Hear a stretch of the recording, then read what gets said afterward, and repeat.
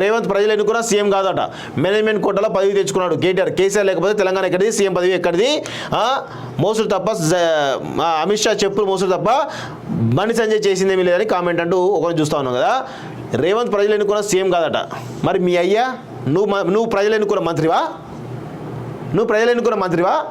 సిగ్గుపడాలి కొంచెమైనా. ప్రజా తీర్పును గౌరవించలేనటువంటి చేతగాని దద్దమ్మవు నువ్వు మాట్లాడుతున్నావు. నువ్వు మీ అయ్యనేమైనా ప్రజలు కోరుకున్నారా? మీరు కదా కోరుకున్నది.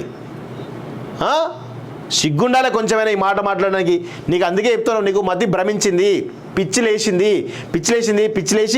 గిల కొట్టుకుంటా ఉన్నాను.